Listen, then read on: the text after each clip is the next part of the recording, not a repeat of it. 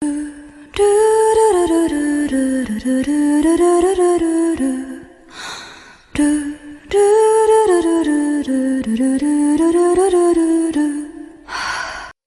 307, Enrollment and Preparing for the Champion. No matter how afraid you are, you must be courageous and step forward. This was what Saris and Vestra had told themselves when they made their decision quickly, but things had progressed faster than they had expected. "Here we go," said Saris. There was usually a gentle smile on her beautiful face, but it was currently pale and wearing a grim expression. Her best friend in the same situation as her let out a bitter groan. "We're going okay, so please spare us anything but that," Saris pleaded with tears in her eyes. "Damn you, you great demon king, you muscle maniac, and that damned minion of yours too," shouted Vestra, though one would have to question whether these were really insults or not.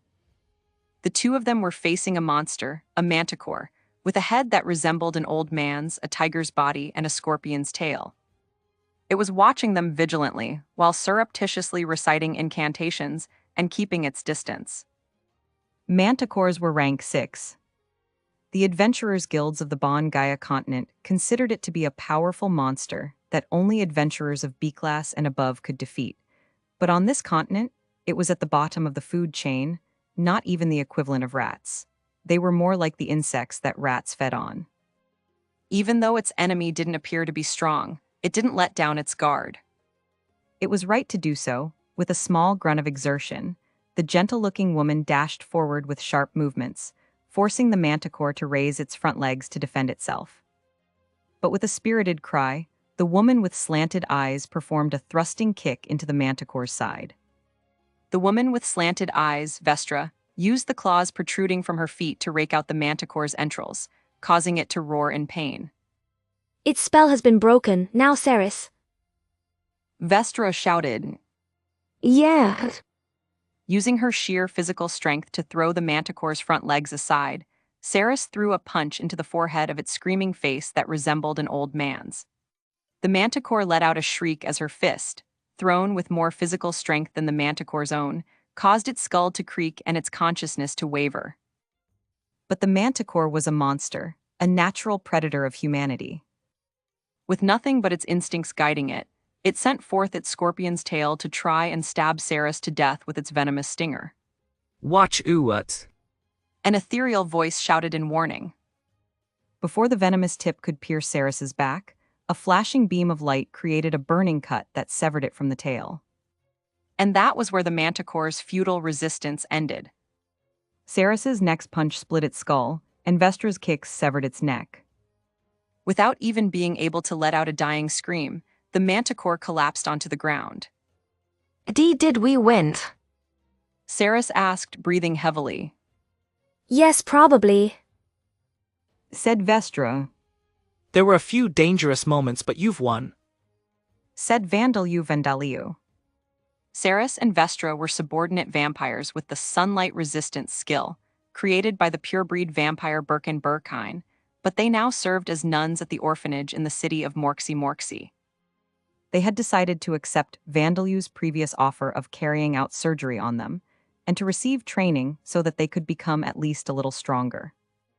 Originally, the plan had been for them to receive only the surgery to erase the scars from their burns. However, worshippers of Alda with radical beliefs, and even worshippers of Vita who were friendly with Alda's peaceful faction, had come to the city, and they had begun targeting organizations and facilities that were connected to Darsha and Vandaliu. So far, they had targeted the communal church, the Tamers Guild, which had friendly relations with Vandaliu, and Vita Street in the Red Light District, where Vandaliu's food cart was located. And although it was extremely foolish of them, they had even targeted the Starving Wolf Security Office and the space that Kanako and the others were using for their lessons. And because Vandaliu donated to the orphanage and taught the children techniques to become tamers, the orphanage had been targeted as well. All these incidents had been prevented, and the culprits were caught before they could carry out their crimes, so no damage had been caused so far. In fact, Saris and Vestra only learned about their orphanage being targeted after it had already been dealt with. But after learning that they were relying on the protection of others, they had concluded that they couldn't remain the way they were, and they decided to become stronger. But I think it's crazy to make us fight a manticore when we've only been training for a week after our surgeries. Not that I'm not super grateful, Said Saris. You're absolutely right. Vestra agreed. And threatening to film us and show it to the children if we don't fight, if you weren't our savior, I definitely have a lot of complaints to express right about now. Don't say that. Said Vandalu. It's quite rare for a monster like a manticore to appear in a dungeon on the Demon King's continent.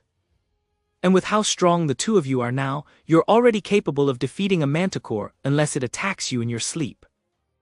This was a dungeon on the Demon King's continent. Saris and Vestra, who were being made to train here, were covered in bodysuits made of liquid metal, all-purpose transformation equipment, and they were wearing the living armors Rita and Saria on top of it. The only skin they were showing was from the neck up, but the bodysuit that clung tightly to their skin revealed every curve of their bodies, and they were wearing what were essentially a bikini and a high-leg leotard on top of that. In a way, their current appearance was more stimulating than if they were naked. Saris was so voluptuous that it was difficult to believe that her aging had been stopped in her late teenage years, while Vestra had a slimmer body. Both of their figures were very clearly visible. Nobody would imagine that these two were nuns. Of course, the great Demon King Vandalu didn't intend to actually film them and show it to the children. This had been a lie that served as a push on the back for them, He's right. said Saria, agreeing with Vandalu. Both of you were originally rank 3, but now you have the superhuman strength skill, and you acquired the unarmed fighting technique skill in just a week. With that and the equipment you're wearing, a manticore would never reach you with its teeth, claws, or poisonous stinger. And even if it did sting you, it'd probably heal right away anyway, said Rita. As the living armors being worn by the two nuns said, Saris and Vestra weren't as weak as they believed themselves to be. They were indeed nuns, not adventurers or mercenaries, and they had never learned any skills related to combat until very recently. But although they had spent many years brainwashed and unaware of their own nature, they were subordinate vampires who had lived for far longer than their appearances suggested, and they had consumed Vandalu's blood last year to become abyssal subordinate vampires. Their attribute values were far higher than any ordinary person who had only acquired production-oriented jobs. They possessed not only the dark vision skill but the superhuman strength, status effect resistance, and rapid regeneration skills as well. And in addition to being able to use weapons, they had claws that they could extend and retract at will. Even throwing punches and kicks without any thought would be enough for them to one-sidedly beat any hooligans that caused trouble for them. And by training even for a short period of time, in order to learn techniques that would let them fight, they could become stronger than D-class adventurers. Also, I'm not a minion. Shouted the mad dog Burkert, one of Vandalu's light attribute ghosts, unhappy with the way Vestra had referred to him earlier. I'm a dog of the Demon King. Correct yourself and refer to me as damn dog. Vestra looked reluctant, but given that Burkert had been the one to save her friend from the manticore's venomous stinger, it seemed that she didn't want to refuse either. D-damn dog. Yes, that's right. Burkert shouted in delight. Make sure that next time you call me a dog and... Yes, that's enough of that, said Vandalu, making Burkert invisible again. Vestra let out a sigh of relief. Saris decided to change the topic, somewhat forcibly. Say what you want, but I think a manticore is going too far. They're well known for being ferocious monsters, after all. Are they? Said Vandalu. Manticores were fairly well-known monsters that appeared in video games, light novels, and other media on Earth, but he didn't know that the general population knew about them in this world. Although they're not as well known as dragons, monsters like chimeras and lesser demons are known for being difficult even for skilled adventurers to defeat. Vestra explained. I think it's because bards often use them as the antagonist that the main hero has to fight in their stories. I see. Trolls and minotaurs are about equally as strong, but they appear in groups. I suppose manticores and chimeras feel more like bosses, since they usually often appear alone, said Saria. That's not true for lesser demons, though. I suppose the monsters' appearances are important as well, said Rita. I see, so next time, I should take it step by step. No, never mind. Next up is Barnio and the others, said Vandalu. It didn't seem that he would have the chance to make use of this new knowledge for a while. The next to help clear the dungeon were the subordinate vampires who had served Birkin. They already had a certain level of ability in combat, and there was no need to take it step by step with them. You brought those people here. Is this dungeon really so harsh? Asked Ceres. No, Barnio and the others aren't prisoners that I'm imposing a harsh punishment on, said Vandalu. I'm planning to have them and my Demon King familiars help cull the monsters in the dungeons of the Demon King's continent, along with the warriors of Artland. Barnio and the others had joined Vandalu's side out of a fear for their lives, and only about a year had passed since then. Now, they were undergoing a purification ritual of sorts. The dungeon clearing on the Demon King's continent that was planned for them was a part of that. By having them work away from the Demon Empire of Vittel, Vandalu intended to make them atone for their evil deeds and satisfy the children who had suffered at their hands and wanted to see them punished. But the other goal for this was to have them become more sociable through their exchanges with the warriors of Gartland. One might wonder, why did they need to do that in dungeons of all places? The miasma on the Demon King's continent had reached critical levels, and there were even devil's nests that warped gravity. Naturally, the continent's weather was absolute chaos. Thus, it was often safer in dungeons, where the environment was stable, though that wasn't always the case, depending on the dungeon's difficulty. Of course, if they were to display any unacceptable behavior, they would be punished by the Demon King familiars supervising them. In other words, punished by Vandalu. I see, said Ceres, wearing a complicated expression. Barnio and the others had caused much suffering for the children who had left the orphanage, the children that were handed over to the vampires of Birkin's faction. However, although Ceres hadn't been aware of it, she had been an accomplice to their deeds. She couldn't blame them for their deeds, while ignoring the fact that she had also played a part in them. Vandalu knew what Ceres was thinking, so he wasn't planning to force her and Vestra to be on good terms with Barnio and the others. If the nuns could come to accept them with time, and could coexist with them while maintaining an appropriate distance, then that was enough. Both sides were immortal after all. Now then, let's conclude the training after we fight the Elder Manticores and Flame Manticores, which are superior races of manticores that live in the deeper parts of this floor, said Vandalu. All right, said Ceres and Vestra nervously. Their faces were stiff with anxiety at the thought of fighting even more powerful versions of the manticore they had just defeated. But the fact that they hadn't screamed in terror was likely a sign that they were starting to realize how capable they were. At this rate, they would likely become able to defeat a manticore, even without wearing Rita and Saria, by the time their training was over. Vandalu gave a satisfied nod. After finishing Ceres and Vestra's training, Vandalu headed into the job-changing room in Sam's carriage. This makes it your 4th visit since that day. Sam remarked. You will be attending school soon, so will you perhaps select a job that seems a little more ordinary? That's what I can't decide on, said Vandalu. This was Vandalu's 4th job change since the day he learned of Bellwood's Bellwood resurrection. This was an unprecedented pace of job changes, especially considering that he had already acquired over 30 jobs, and all he was doing was culling monster numbers in dungeons and devil's nests. However, this was because of the effects of his newly acquired divine protections, those of Botan Botin and Peria Peria. It was also the result of the Demon King's continent swarming with rank 13 and rank 14 monsters, whose power was equivalent to that of gods and demigods. By having his companions divided into teams to cull these monsters while having Demon King familiars accompany them, He had successfully acquired a vast amount of experience points in a short period of time. Vandalue had chosen his jobs with the knowledge that he would one day face Heinz while he was empowered by the descent of Bellwood, the champion who was capable of overwhelming any dirty tricks with his sheer, overwhelming power. Vandalue's first job change was to Hollow King Mage. He had chosen this with the aim of increasing his mana even further and improving his Hollow King magic, which was just as powerful a weapon as his underworld god magic.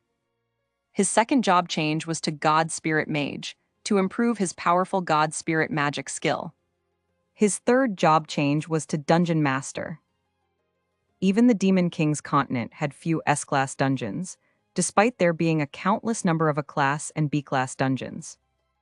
Vandalue had chosen this job to create S-class dungeons in order to make himself and his companions stronger. As a result of these efforts, Hollow King magic had awakened into Hollow World God magic, and the levels of skills such as God Spirit magic had increased. The growth of his attribute values other than his mana weren't particularly astounding, but considering that Vandalue was a mage, and he was better in magical battles rather than physical combat, they were sufficient. The previous time he fought Heinz, he had been able to overwhelm his enemy despite being outnumbered 5-1. Even if Heinz and his companions had grown stronger since then, Vandalue had grown stronger as well. If he were to use soul destruction fighting technique, transcend limits, his self-strengthening and attribute value strengthening skills, and the fragments of the Demon King, he would surely be able to fight them. He had considered taking a guider job, but it would be problematic if they caused his attribute values to stop increasing like Destruction Guider. That was why he had chosen easy-to-understand jobs thus far. As for the dungeons, he had managed to create an S-class dungeon, though it was difficult to call it a success. He had put too much power into it, and even Borkus and the others had said, the difficulty is bugged. Ordinarily, the dungeons created by Vandalue would produce monsters that were like soulless mannequins, unable to do anything other than obey simple commands from their creator. But, perhaps due to the powerful miasma gathered in the S-class dungeon, they did not listen to his commands. They were like killing machines that were hellbent on eradicating any intruder, even at the cost of their own lives. Thus, this dungeon was of no use in the kind of training he had done with Ceres and Vestra. He was very glad that he had created it on the Demon King's continent, just in case.